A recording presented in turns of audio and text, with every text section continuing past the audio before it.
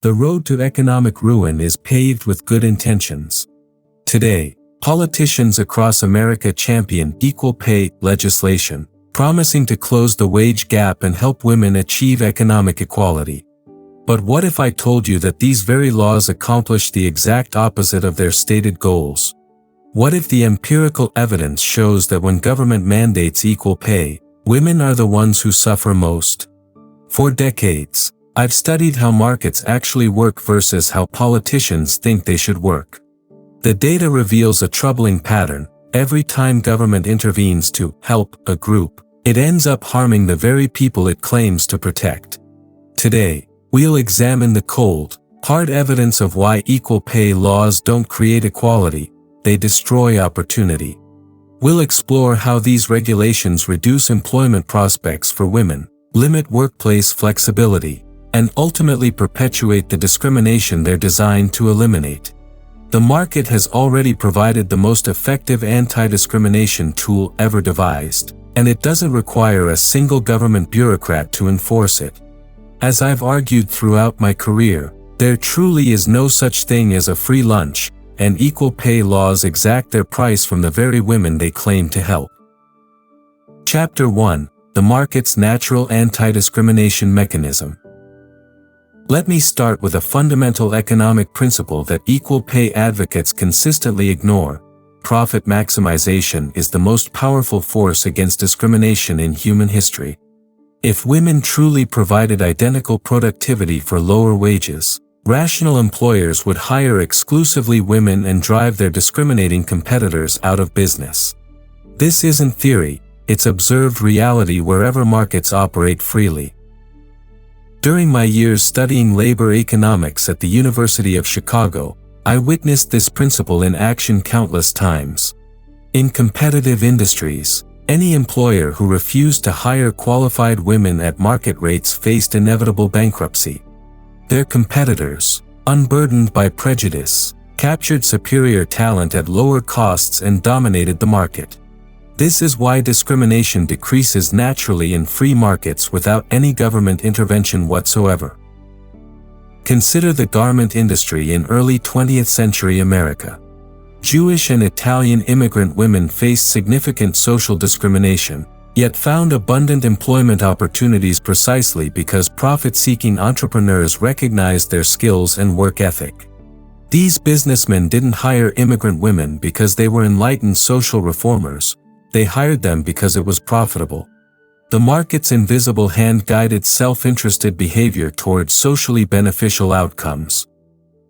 The empirical evidence is overwhelming.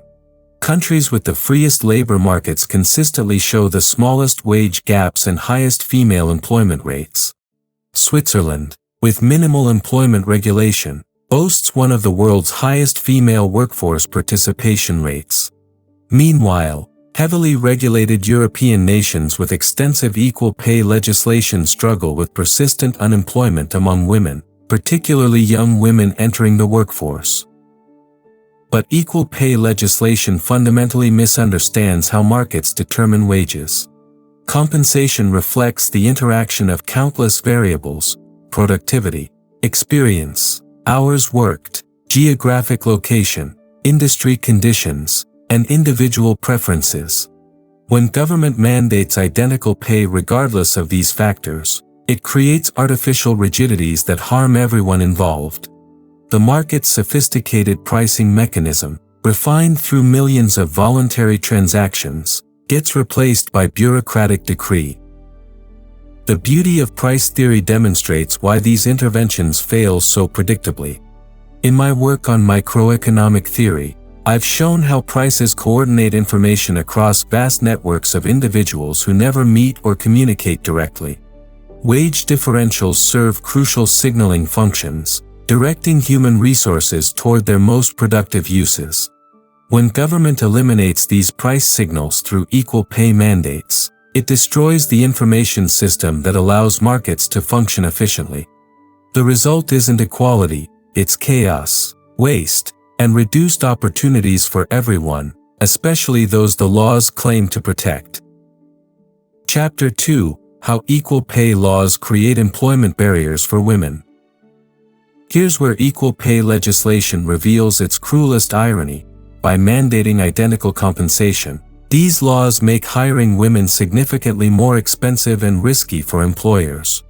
Let me explain the economic logic that politicians refuse to acknowledge, drawing from decades of observing how regulatory constraints distort market outcomes. When employers cannot adjust wages based on individual circumstances, they must evaluate potential employees more cautiously. If two candidates appear equally qualified but one might require maternity leave, flexible scheduling, or career interruptions, the employer faces a dilemma. Under equal pay mandates, they cannot offer different compensation packages reflecting these different employment patterns. The rational response? Avoid hiring the riskier candidate altogether. This creates what economists call statistical discrimination. Employers make hiring decisions based on group averages rather than individual merit. Young women, regardless of their personal career plans, get lumped together and face systematic exclusion from certain positions. The very law designed to help women ends up creating additional barriers to employment. I've seen this pattern replicated across numerous countries and industries. When Spain implemented strict equal pay legislation in the 1980s, female unemployment rates actually increased relative to male unemployment. Employers, faced with rigid compensation structures, became more selective about hiring women. The law intended to help women achieve equality instead pushed them toward unemployment lines. The situation becomes even more perverse when we examine workplace flexibility. Many women value benefits like flexible scheduling, remote work options, or generous family leave policies more than raw salary figures. These preferences reflect legitimate personal choices about balancing career and family responsibilities. But equal pay laws often prohibit employers from offering compensation packages tailored to these preferences. Consider a talented marketing professional who values the ability to work from home 3 days per week more than a 10% salary increase. Under free market conditions, she could negotiate a compensation package reflecting her priorities. But equal pay legislation forces employers to offer identical packages to all employees, eliminating these mutually beneficial arrangements. The woman loses access to her preferred work arrangement, while the employer loses the ability to attract and retain valuable talent through creative compensation structures. The regulatory framework also creates what I call the tyranny of the status quo. Once equal pay laws establish rigid compensation structures, they become extremely difficult to modify or improve. Bureaucratic inertia prevents adaptation to changing market conditions or evolving employee preferences. Innovation in workplace arrangements stagnates, harming both employers and employees who might benefit from new forms of work organization. Chapter 3: The Data Government Officials Don't Want You to See. Now let's examine the empirical evidence that definitively exposes the failure of equal pay legislation. I invite you to look beyond the political rhetoric and consider what actually happens when these laws get implemented. Throughout my career studying monetary policy and economic development, I've learned to trust data over ideology, and the data tells a devastating story about equal pay mandates. The most comprehensive study of equal pay laws comes from Australia, which implemented comprehensive pay equity legislation in the 1970s. Rather than closing wage gaps, these laws correlated with declining female employment rates and reduced workplace flexibility. Women's workforce participation actually stagnated for nearly a decade after implementation, while comparable countries without such legislation saw continued increases in female employment. Similarly, when Iceland implemented some of the world's strictest equal pay requirements in 2018, promising to eliminate wage gaps entirely, the results contradicted every political promise. Small businesses reported increased reluctance to hire young women, fearing the compliance costs and legal risks associated with the complex regulations. Female entrepreneurship rates declined as the regulatory burden made starting new businesses prohibitively expensive for many women. The American experience provides equally compelling evidence. States with more extensive equal pay legislation consistently show larger gaps between male and female employment rates. California, with some of the nation's strictest pay equity laws, maintains higher female unemployment rates than Texas, which relies primarily on market mechanisms. This isn't coincidence, it's cause and effect. But perhaps most damning is the international comparison data. Countries ranking highest on economic freedom indices, places like Singapore, Hong Kong, and Switzerland, consistently outperform heavily regulated nations in both female workforce participation and income equality. These free market economies achieve superior outcomes without a single equal pay law on their books. The wage gap statistics themselves reveal another crucial insight that politicians conveniently ignore. When economists control for hours worked, experience levels, education, industry choice, and geographic location, the so-called wage gap virtually disappears. The remaining difference often reflects personal choices about work-life balance, not systematic discrimination. Equal pay laws attempt to eliminate differences that largely result from voluntary decisions rather than employer bias. My own research on money and economic development has shown how government interventions consistently produce unintended consequences that harm the intended beneficiaries. The same patterns appear with equal pay legislation. Well-intentioned policies create perverse incentives that systematically disadvantage the groups they're supposed to help. Chapter 4: The Unintended Consequences Politicians Ignore. The economic evidence reveals patterns that equal pay advocates find deeply uncomfortable. These laws consistently produce outcomes opposite to their stated intentions. Let me walk you through the mechanisms that create these perverse results, drawing from my extensive analysis of how government interventions distort market processes. First, equal pay legislation dramatically increases employment costs for businesses, particularly small enterprises that employ the majority of working women. Compliance requires extensive documentation, legal consultation, and administrative overhead that large corporations can absorb but small businesses cannot. When a family-owned restaurant must hire employment lawyers and implement complex pay evaluation systems, they respond predictably. They hire fewer employees overall, and they avoid hiring anyone who might trigger compliance complications.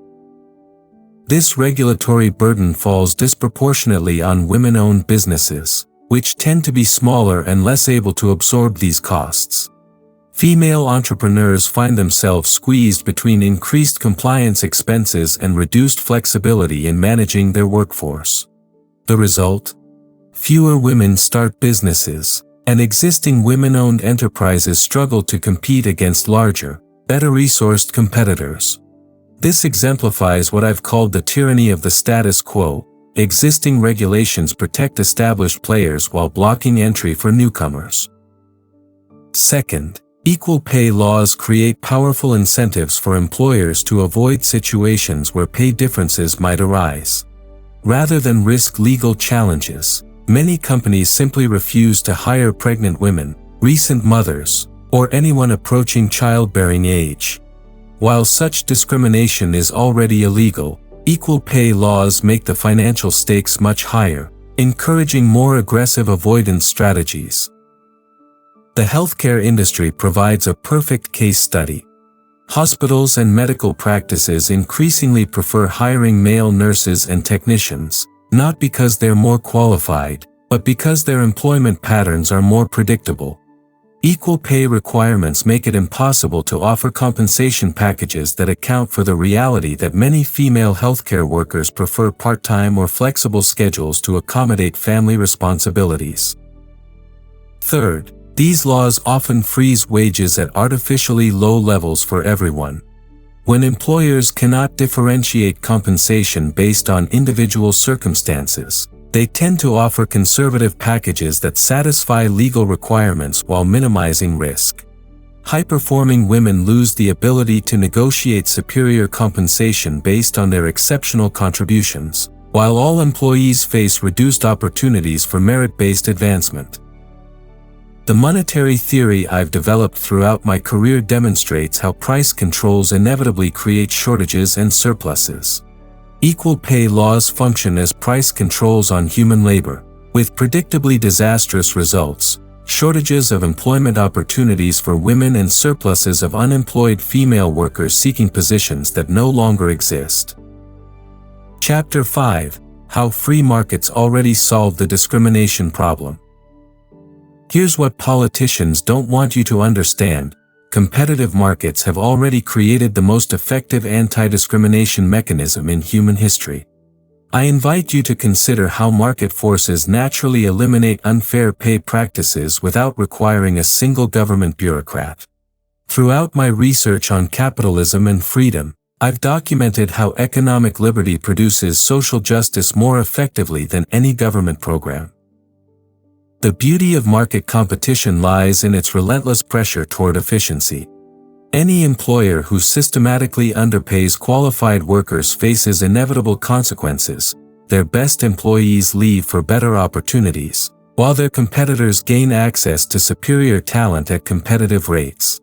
This process operates continuously, automatically correcting pay disparities far more effectively than any government regulation. Consider the technology industry, which operates in intensely competitive markets with minimal government intervention in compensation decisions. Despite the absence of extensive equal pay legislation, tech companies actively recruit women and offer increasingly generous compensation packages to attract top talent. Why? Because in a rapidly evolving industry, companies that fail to utilize the best available human resources simply cannot survive. The venture capital world provides another illuminating example. When female entrepreneurs demonstrate superior business models and execution capabilities, they receive funding regardless of gender. Investors who allow personal bias to override profit potential quickly find themselves outperformed by more rational competitors. The market's focus on results creates powerful incentives for merit-based decision-making. But the market's anti-discrimination effects extend far beyond individual hiring decisions. Companies that develop reputations for fair treatment and generous compensation attract higher quality employees across all demographic groups. This creates a virtuous cycle: better employees produce superior results, generating resources for even more competitive compensation packages. Discriminatory employers find themselves trapped in a downward spiral of declining talent and deteriorating performance. The historical evidence strongly supports this market-based approach. During periods of economic growth and increased competition, wage gaps naturally narrow without government intervention. The rapid expansion of service industries in the late 20th century created unprecedented opportunities for women, not because of legislation, but because competitive pressure forced employers to tap previously underutilized talent pools. Market mechanisms also promote workplace innovations that benefit women more than rigid regulatory frameworks ever could. Flexible scheduling, remote work options, job sharing arrangements, and family-friendly benefits all emerged from competitive pressures rather than government mandates. Entrepreneurs constantly seek new ways to attract and retain talent, leading to creative solutions that government bureaucrats never imagine. The optimum quantity of money research I've conducted shows how markets naturally find efficient equilibrium points when left free from government interference. The same principle applies to labor markets. Free choice produces optimal outcomes for both employers and employees. Chapter 6: The Hidden Costs of Regulatory Micromanagement. Let me expose the devastating hidden costs that equal pay regulations impose on the very people they claim to help. These costs remain largely invisible to policymakers but create real barriers to women's economic advancement. My analysis of inflation's causes and consequences has taught me to look beyond the obvious effects of government policies to understand their true economic impact. The administrative burden alone is staggering. Companies must now maintain detailed records of every compensation decision, justify every salary differential, and defend their practices against potential legal challenges. This documentation requirement costs American businesses billions of dollars annually, resources that could otherwise fund expansion, innovation, and job creation. Small businesses, which employ a disproportionate share of working women, bear these costs most heavily. Legal compliance creates another layer of expense that ultimately reduces employment opportunities. Companies must hire specialized attorneys, implement complex evaluation systems, and maintain extensive documentation to avoid lawsuits. These costs get passed along through reduced hiring, slower wage growth, and diminished workplace flexibility. Women don't benefit from these regulations, they pay for them through reduced economic opportunities. The regulatory framework also creates perverse incentives that actually increase discrimination. When every compensation decision becomes a potential legal liability, employers naturally become more cautious about hiring anyone who might trigger compliance complications. Young women face particular disadvantages as employers worry about future pregnancy-related costs that cannot be reflected in compensation structures. Consider the impact on workplace negotiations. Under free market conditions, talented individuals can leverage their skills to secure superior compensation packages. But equal pay regulations often prohibit or severely restrict such negotiations, forcing everyone into standardized compensation structures that reward conformity rather than excellence. High-performing women lose the ability to capture the full value of their contributions. The international evidence reveals these hidden costs clearly. European countries with extensive pay equity regulations consistently underperform economically compared to nations that rely more heavily on market mechanisms. France, Germany, and Italy all struggle with lower productivity growth and higher structural unemployment than their less regulated counterparts. These macroeconomic effects ultimately harm everyone, particularly women seeking economic advancement. Perhaps most importantly, equal pay laws divert attention from market-based solutions that actually work.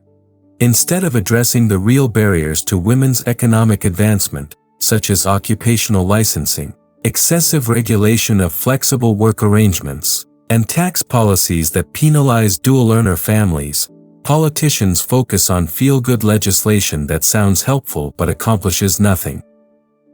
The monetary policy lessons I've learned apply directly here. When government interferes with price mechanisms, it creates distortions that ripple throughout the entire economy. Equal pay laws represent price controls on human labor, with all the predictable negative consequences that price theory demonstrates. Chapter 7: The American Solution: Economic Freedom over Government Control. The solution to achieving genuine economic equality lies not in expanding government control, but in restoring the economic freedom that built American prosperity. Let me outline a practical agenda for creating real opportunities rather than regulatory illusions. As I've argued throughout my work on capitalism and freedom, economic liberty and political liberty are inseparable, and both are essential for human flourishing. First, we must eliminate the occupational licensing requirements that currently restrict access to hundreds of professions. These licensing schemes, ostensibly designed to protect consumers, actually protect established practitioners from competition while blocking entry-level opportunities. Women, who often need flexible career paths that accommodate family responsibilities, suffer disproportionately from these barriers. A hairstylist shouldn't need 1,000 hours of government-mandated training to braid hair, and a florist shouldn't need state permission to arrange flowers. Second, we should expand opportunities for flexible work arrangements by removing regulatory barriers that prevent innovative employment contracts. Current labor laws often prohibit mutually beneficial arrangements between employers and employees who prefer non-traditional schedules or compensation structures.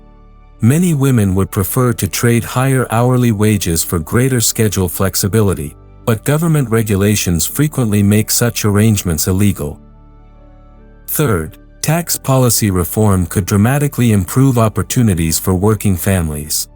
The current tax code penalizes marriage and dual-earner families through progressive rate structures that push combined family income into higher tax brackets. Flattening tax rates would eliminate these marriage penalties while reducing the tax burden on families where both spouses work. My research has consistently shown that lower, flatter taxes promote economic growth and opportunity for everyone. Fourth, we must resist the expansion of mandated benefits that make hiring more expensive and risky. Each new mandate, whether for family leave, healthcare coverage, or other benefits, increases the cost of employment and reduces opportunities for entry-level workers. Women seeking to enter or re-enter the workforce face additional barriers when employers must provide expensive benefit packages to all employees. The school choice movement exemplifies how market-based solutions create superior outcomes. When parents can choose among competing educational providers, schools must compete for students by offering superior services. This competitive pressure produces better educational outcomes at lower costs, exactly what we observe in successful school choice programs across America. Similarly, healthcare markets freed from excessive regulation would provide better services at lower costs, particularly benefiting women who make most family healthcare decisions. When providers must compete for patients rather than navigate regulatory compliance, they focus on delivering value rather than satisfying bureaucratic requirements. The American tradition of individual liberty and free enterprise offers the proven path forward. Instead of expanding government control over private employment decisions, we should eliminate barriers that prevent voluntary cooperation between employers and employees. True equality emerges from freedom of choice, not government compulsion. Conclusion. The empirical evidence is overwhelming. Equal pay laws hurt the very people they claim to help. These regulations create employment barriers, reduce workplace flexibility, increase business costs, and ultimately limit opportunities for women's economic advancement. Meanwhile, competitive markets naturally eliminate discrimination through profit incentives while promoting innovation and efficiency. The choice before America is clear. We can continue expanding government control over private employment decisions, or we can restore the economic freedom that created unprecedented prosperity and opportunity. The market has already proven its effectiveness at promoting equality and advancement. Government intervention has proven equally effective at creating barriers and reducing opportunities. True economic empowerment comes through expanding choices, not restricting them. It comes through removing barriers to entrepreneurship, not creating new regulatory burdens. It comes through trusting individuals to make their own decisions about work and family, not forcing them into government-designed molds. As I've learned throughout decades of economic research, there's no such thing as a free lunch, and equal pay laws extract their price from the women they claim to help. The path forward requires courage to reject feel-good policies in favor of evidence-based solutions. American women deserve real opportunities, not political theater.